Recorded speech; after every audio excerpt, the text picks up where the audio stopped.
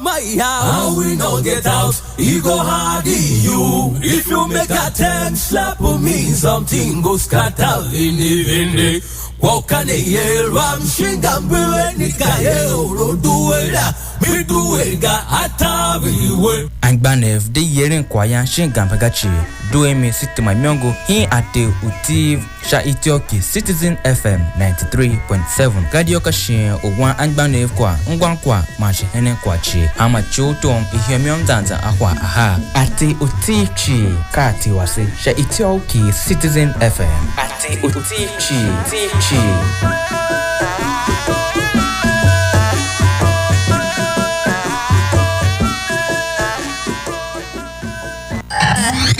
93.7 Citizen FM. Let's talk about it on our favorite radio station. We're more than just a radio station. We are a part of your life.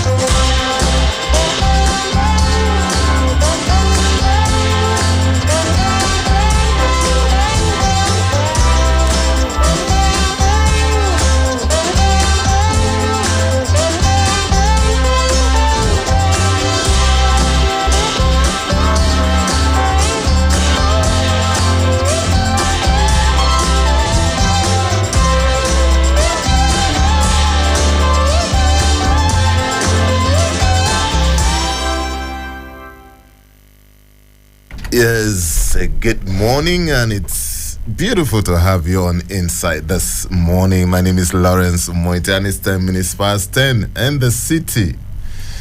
Yes, the countdown has started. It's 7 days to the inauguration of a new president and a new government for a fresh 4-year term. By this time next Monday, all eyes will be on the Federal Capital Territory. In fact, the Eagle Square, where Senator Bola Ahmed Tinubu will be sworn in as the 16th president of Nigeria. Insight will begin an official countdown to the D-Day by embarking on key sectoral analysis. Today, we will examine the need for institutional reforms as we usher in the new administration. And talking about institutional reforms, a few days ago, the president-elect Bola Ahmed Tinubu said one of his immediate goals is to implement institutional reforms and development programs that will strengthen the nation's democratic institutions as well as assist the poor Nigerians. He promised to hit the ground running and unify the country upon his assumption of office next Monday, May the 29th. He also expressed his determination to strengthen Nigeria's democracy and faithfully serve the people as their president, noting that he would work to unite the country and ensure Nigerians are happy. So that's from the president-elect. And on Inside Today, we will look at what are these institutional reforms that we expect would take place when the new administration comes in. And my guest is Dr. Umoette. He is a forensic and social psychologist. Dr. Umoette is also a media and communication strategy. So in the course of this program, you can join our live stream on YouTube. You can type in Citizen FM 93.7 and you will be part of the show. You can also follow us on our social media platforms, 3 of them on Facebook at Citizen FM Abuja, on Instagram at Citizen FM 937, and also on Twitter at Citizen FM 937. So that's how it's going to be. Institutional reforms. Where do we go from here? But before we take this short break, today it's another important day in Nigeria, and in fact, for the West Africa sub-region. The Dangote oil refinery is going to be commissioned by the president. And why is it that important? About 6 presidents are expected to grace the occasion, and also not forgetting the place of refined product in our economy and what we've been through as a nation. A lot of people have been excited about this prospect. Others have expressed cautious optimism, but whatever it is, a lot of people believe that history is to be made today because the refinery is expected to come in and churn in premium motor spirit. Is also expected to produce diesel, aviation fuel, jet fuel, and dual-purpose kerosene, among other products. It's also the largest single-train refinery in the world. So that's it. Inside, we'll take a short break, and when we come back, we will talk about the topic at hand. My name is Lawrence Umoette. Please don't go away.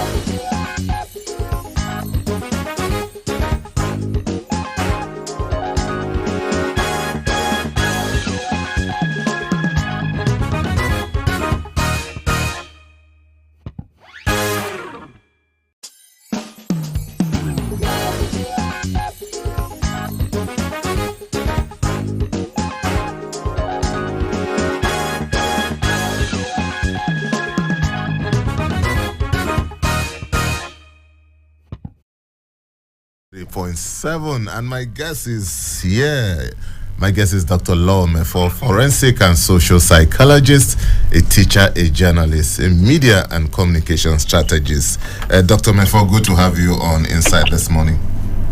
Thank you. Good morning, Lawrence. Good morning, Nigerians. Good morning, Dr. Umoette. It's been quite a while on Insight. Yes, it's been. Okay, Dr. Umoette, as I told you earlier, we will be looking at the need for institutional reforms as we usher in a new government next next Monday, 29th of May. And straight up, looking at the institutional reforms, are we talking about human capital reforms here, or we're talking about structural reforms? Which way should this government tackle this? Let's start from there. I think any meaningful reforms will have to be holistic.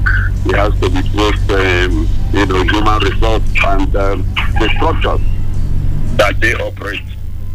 And it has to be across board. In fact, there is a whole line of thought that that is advancing the position that institutional that the clamor for restructuring should be talking about the institutional restructuring.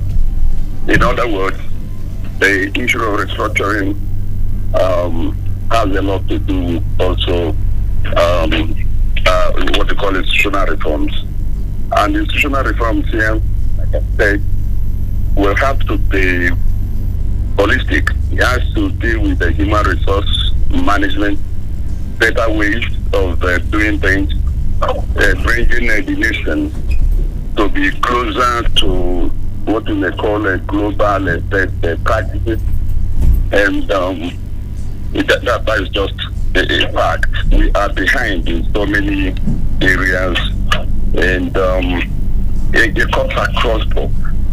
I would just mention a few examples that would really have to be put in perspective. For example, if you look at our civil and public service, it's in a mess, if I may use that word. You will discover that you don't have ways of monitoring growth, development, performance, no feedback mechanism, and even what you call right finding. You find in some places where people are employed and they have no desk, in other words, it's just employment that is important to the government and not the rules such individuals would have to play. So it's not done that way. We need to really streamline it so much, and then begin to unbundle the federal government, in a way as to give up some of its excess loads that are really not necessary, if you ask me, in a proper federal system, so that the states will have to begin to take up greater responsibilities at the center of development and progress, job creation, and so on and so forth. Okay. Then, when you come to structures, that's what I mean. But you need to really, there are structures that are not working, and there is no point retaining structures that are not working. So while dealing with human capital development and improvement, you have to also look at the structures themselves and see that they are brought to be in line with the possibility of enacting what we call a global best practice. We can't grow our country in isolation. Other countries are working. There must be something we are not doing right here. And those are the kind of things we need to really look at in terms of the human capital reforms, in terms of the structural reforms, to bring our country to be fully ready to the next level. Oh, okay, Dr. Mefo, you have touched on some of the issues that we need to discuss, but let's move on.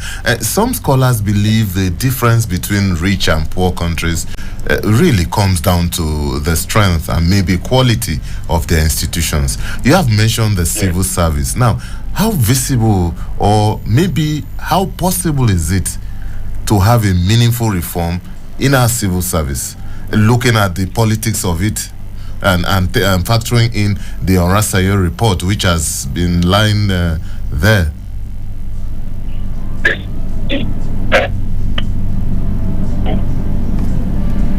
Hello, sir. Hello, can you hear me? Okay, yeah, we didn't hear you before. We can just... Okay, I said that we have to look at what obtains in other federal systems.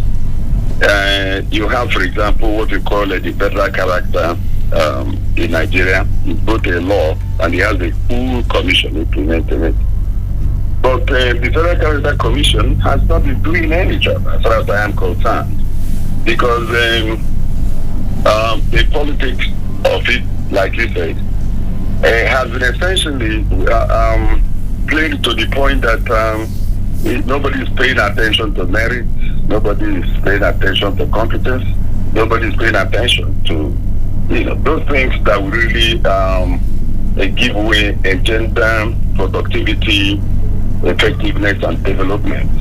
It's not rocket science, so reforms must pay attention to those.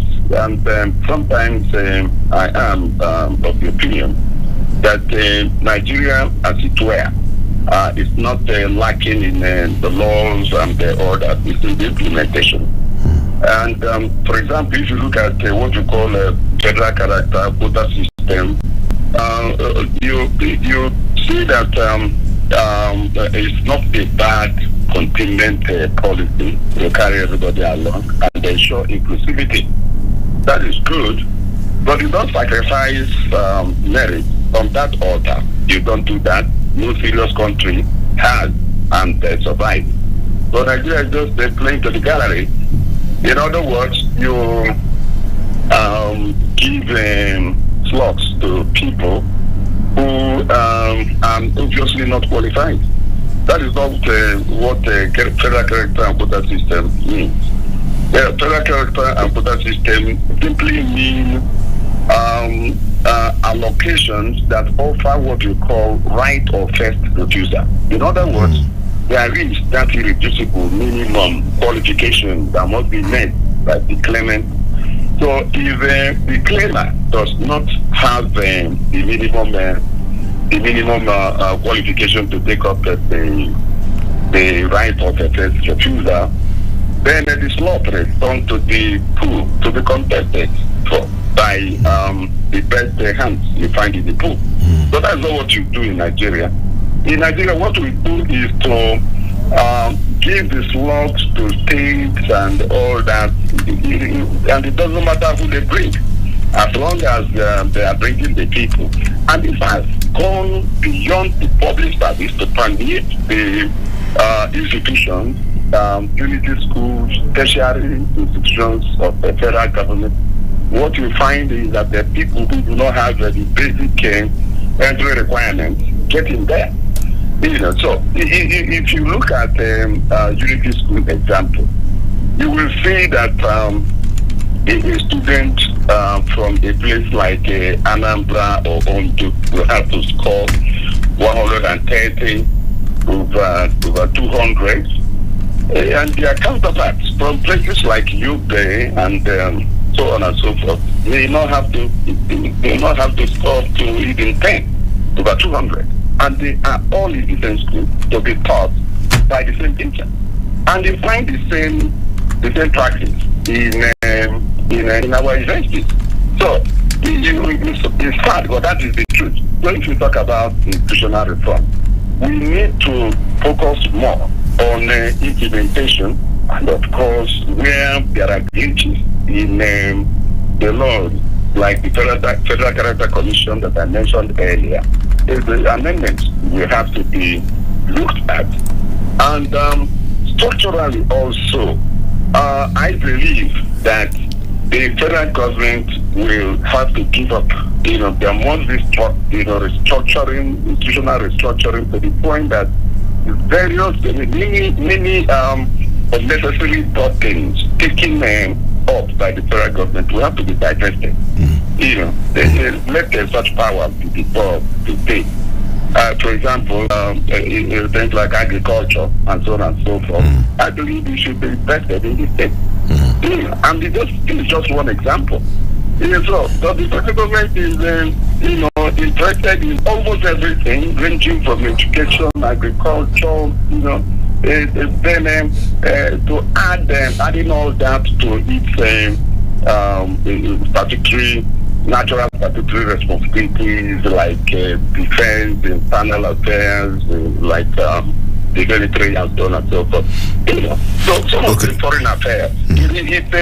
If we really look at the Nigerian situation, we will see that the reason things are not working is simply because there is over concentration of power in the center.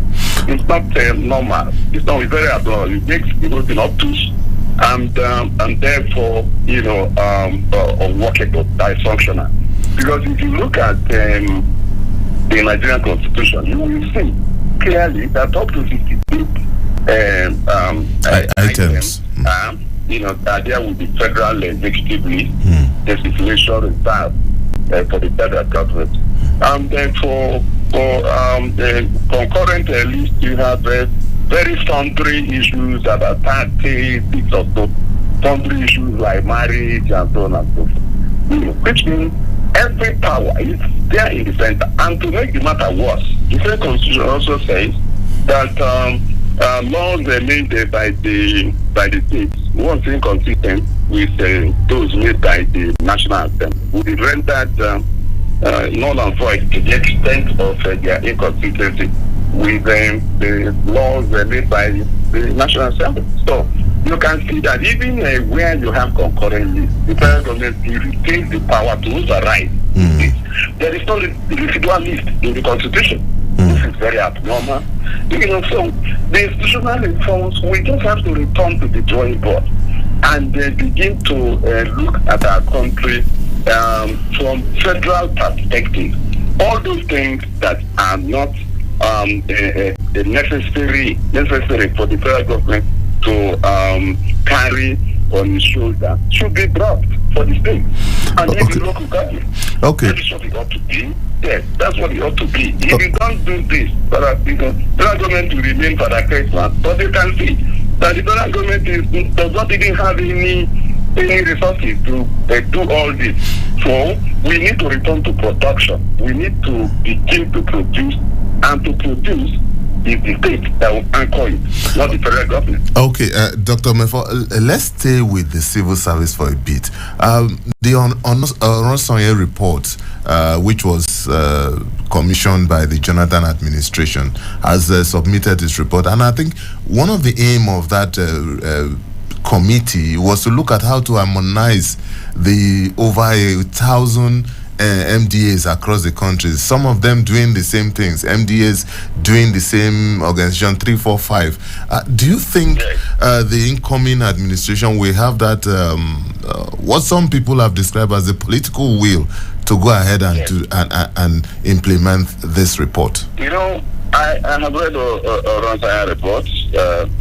Oronsoye himself, I know personally, attended the same church. So I understand where he is coming from. He wants the country to be relaunched into the productivity of peace.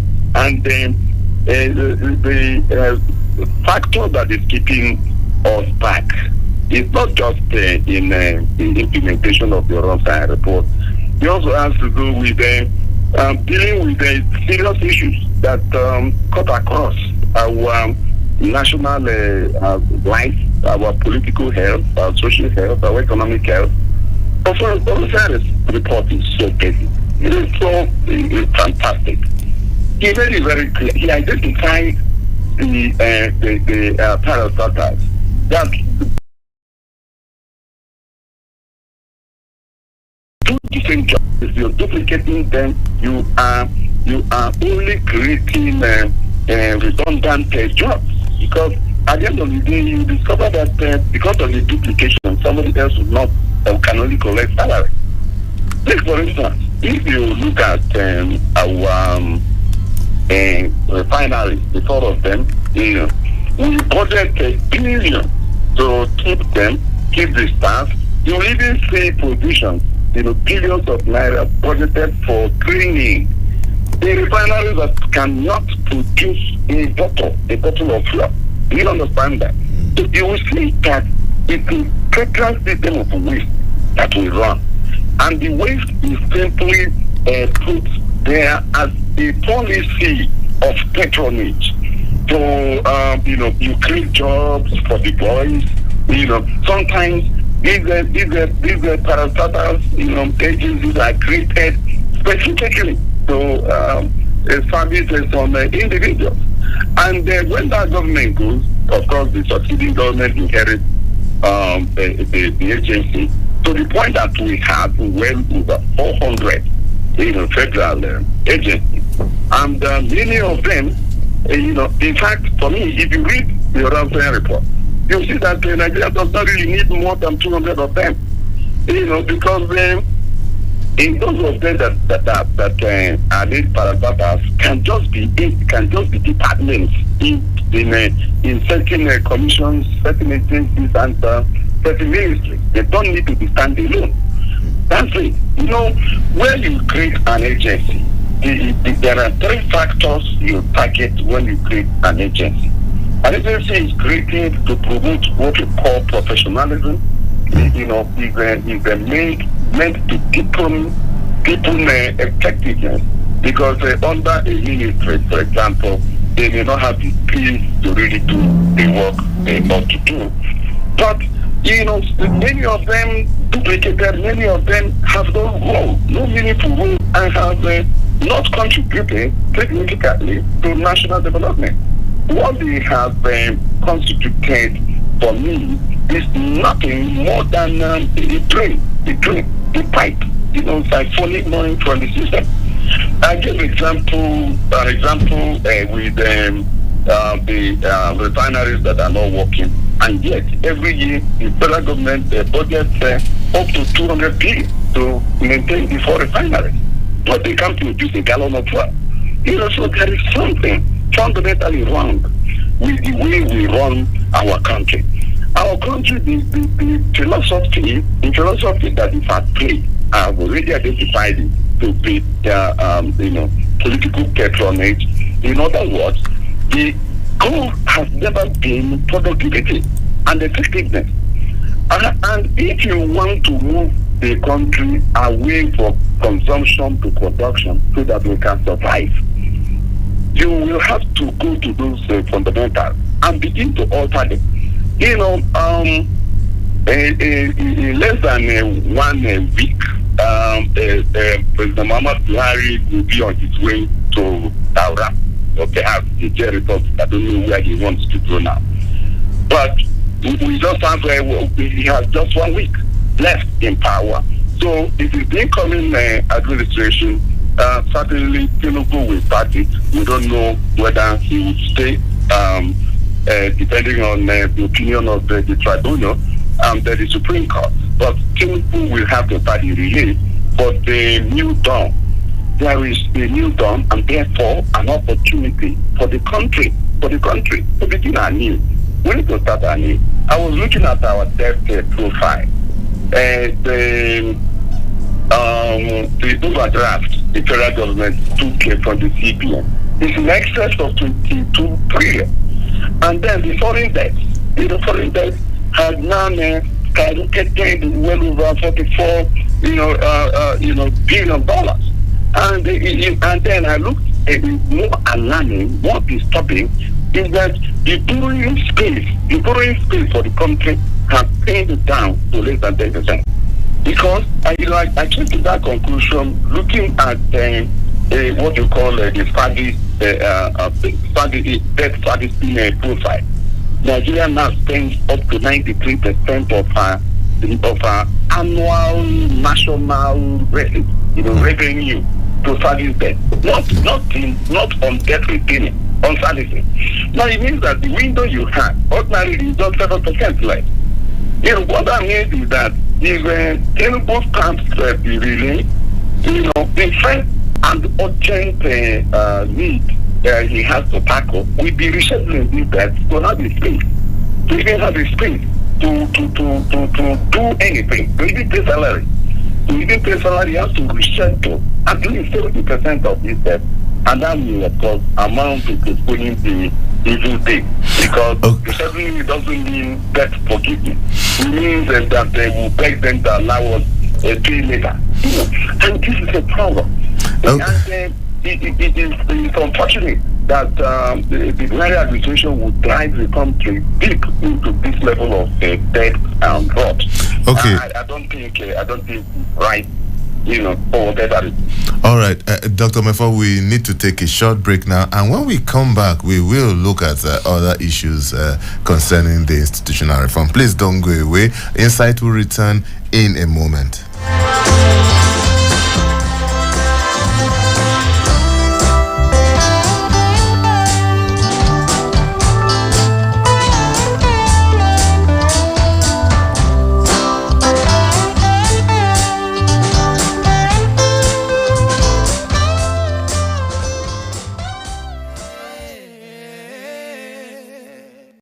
Citizen FM Abuja.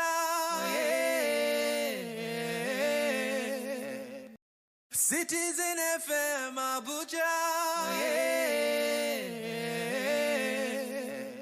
Citizen FM Abuja.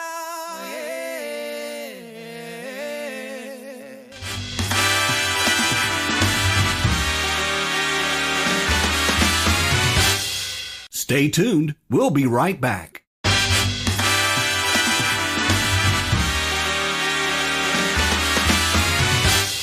Stay tuned. We'll be right back.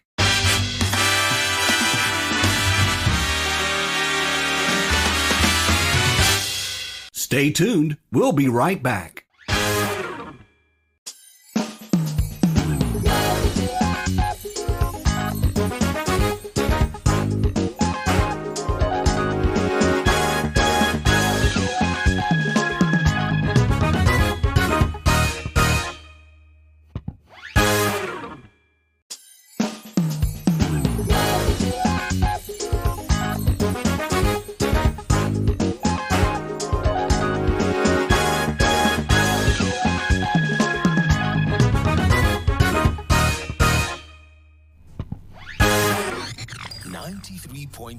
Citizen FM. Let's talk about it on our favorite radio station.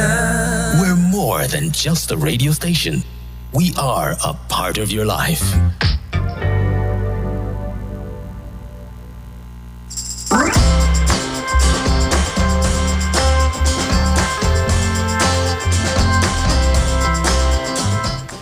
Thank you so much for staying tuned. It's still Insight on Citizen FM 93.7. My name is Lawrence Umoette. It's 10:40 a.m. and my guest, Dr. Law Mefo, is still standing by. Thank you so much, Dr. Mefo. Yes, I'm here. Okay, you can join our live stream if you've not done so on YouTube.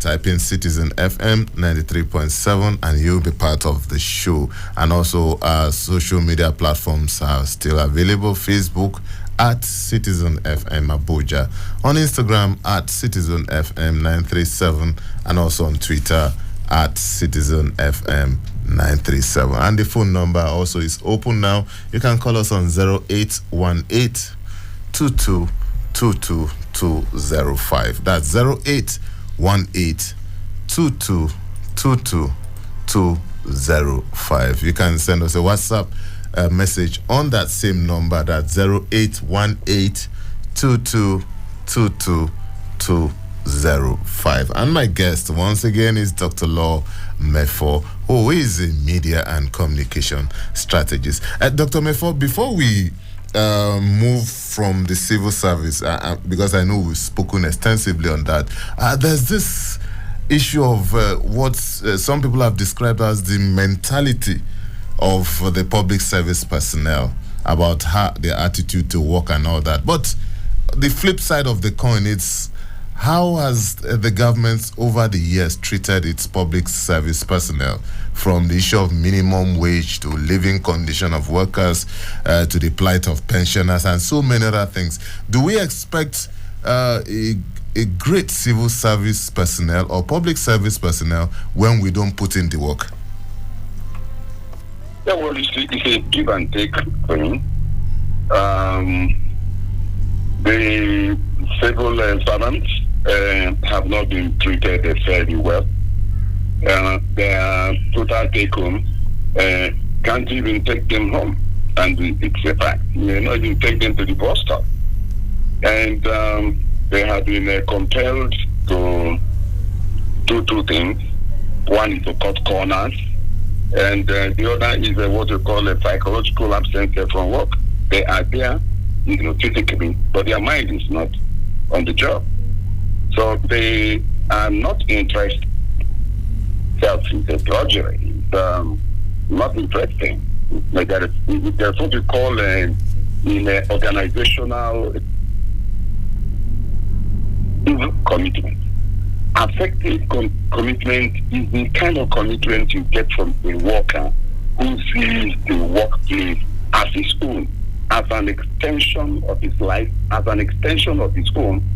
And you don't get that. Don't get that feeling in service space. So those who work there, it as waiting man could do. You know, that's how we put it. A man could do.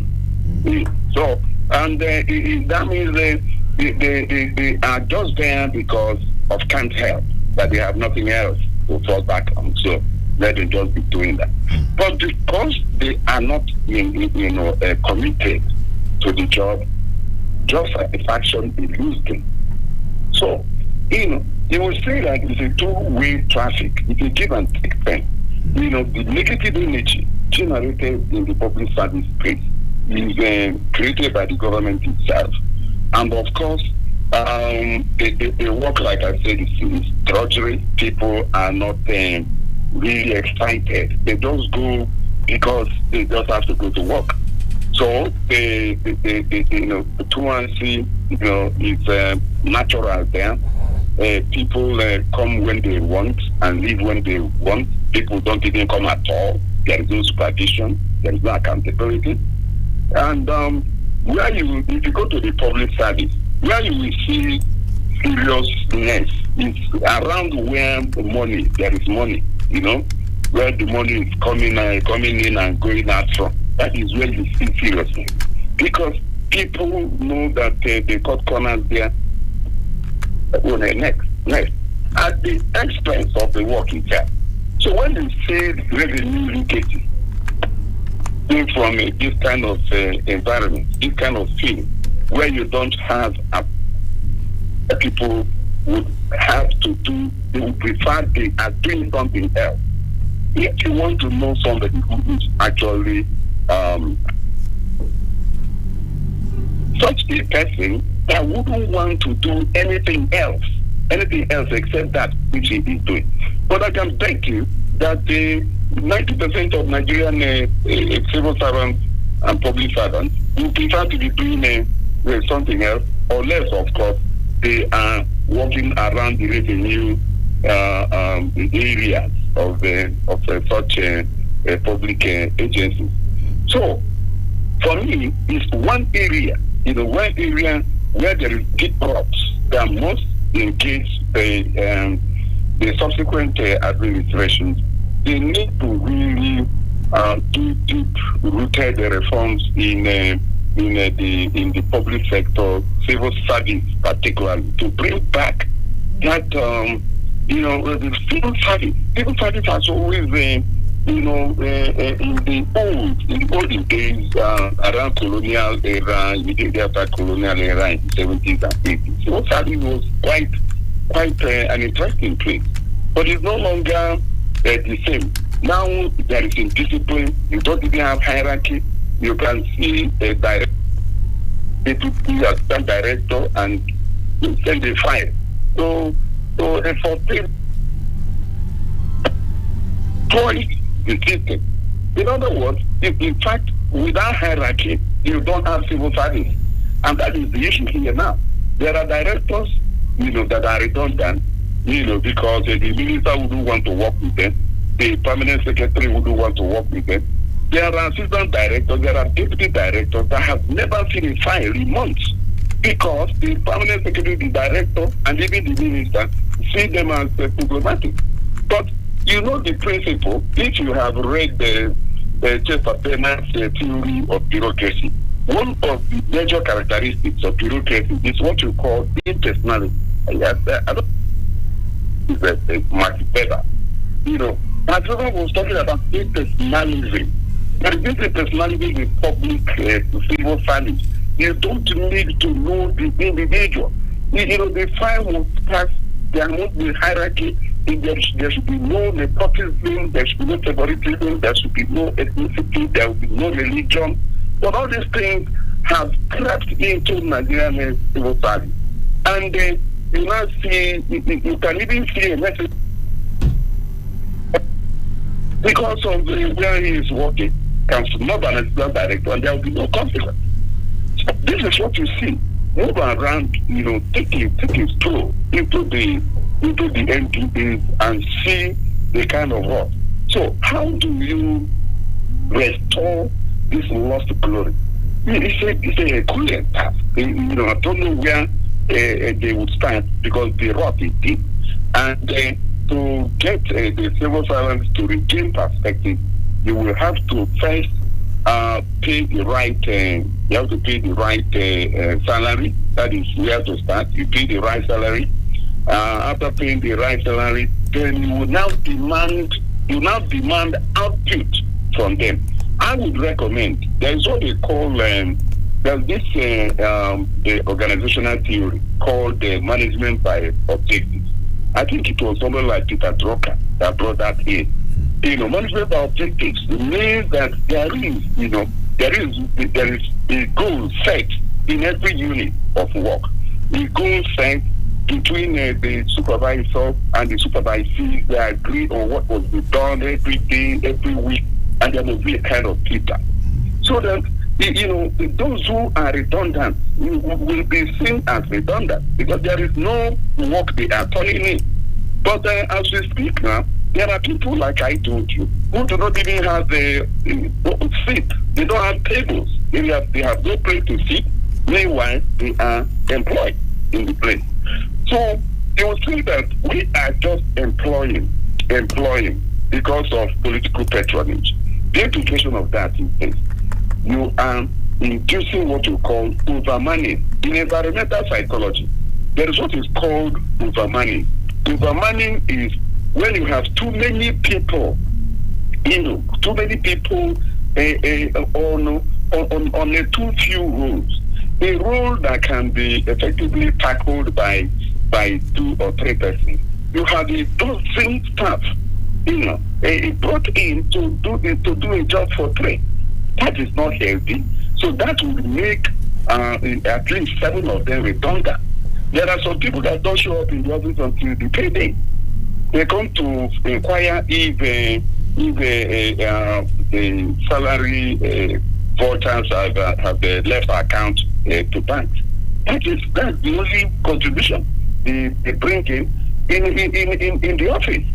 And it's not the one-off thing, it's the general trend. That is how it is.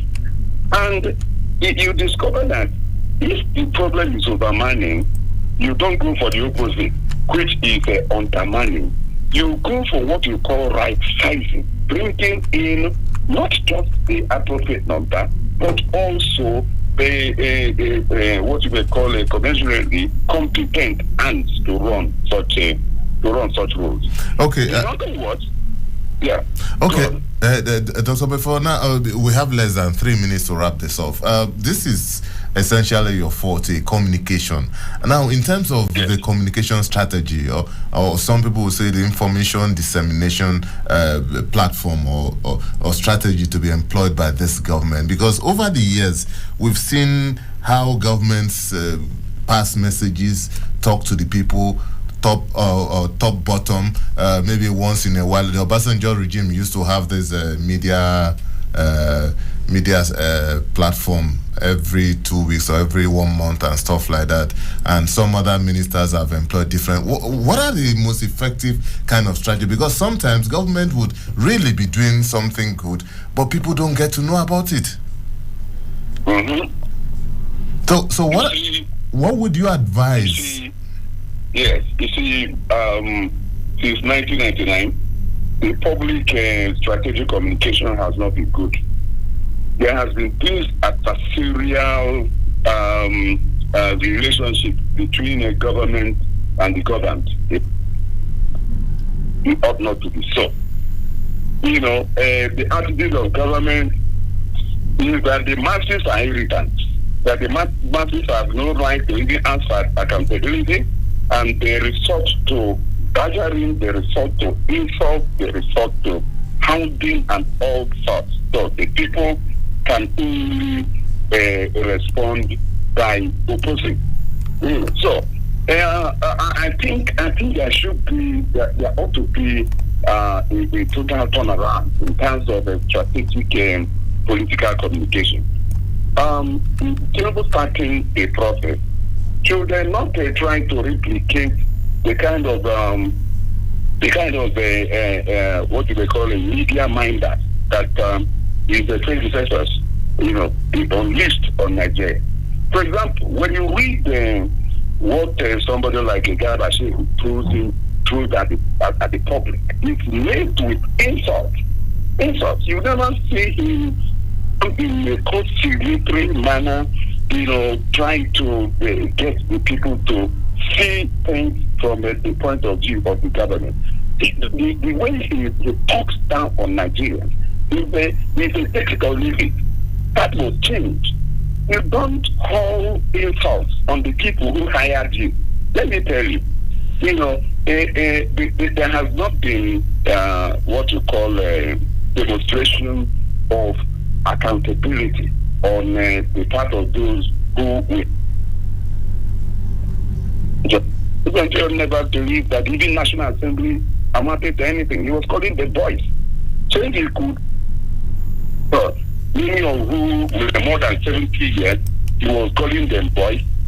So you can see those he hired who were responding and hauling insults and abusing invectives on Nigerians in the same manner.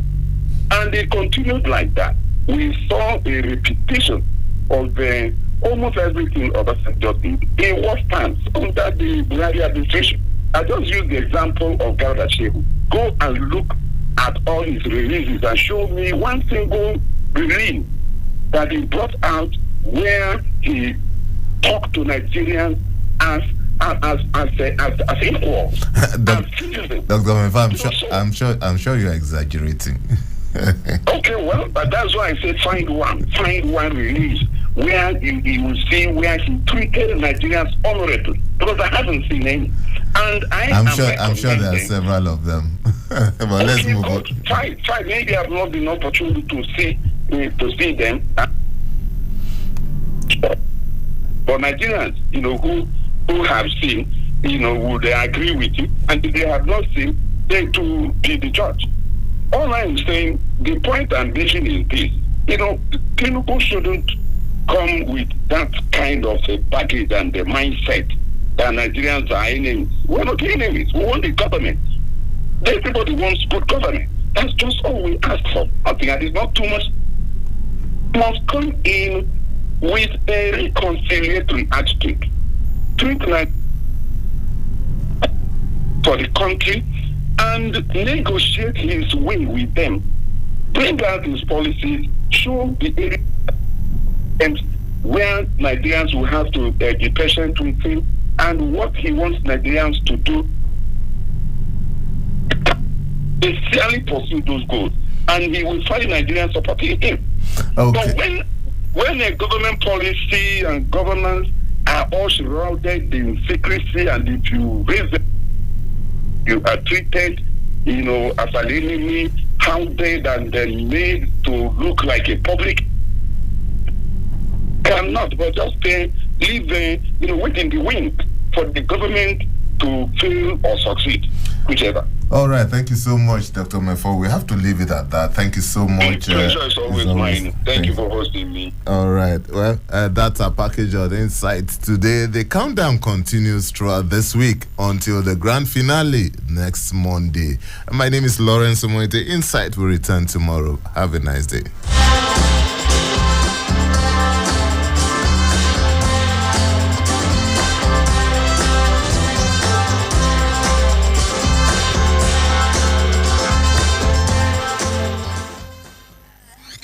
93.7 Citizen FM. Let's talk about it on our favorite radio station.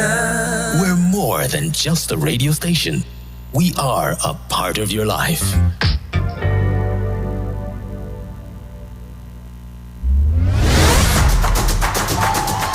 Ladies and gentlemen, welcome to Super Citizen at Sunset on Citizen FM 93.7. This is the fun-packed radio show you heard about. Did you miss any one of our programming today? Join me, Diddy, from the Citizen Pot when we run through our programs from sunrise. Stay abreast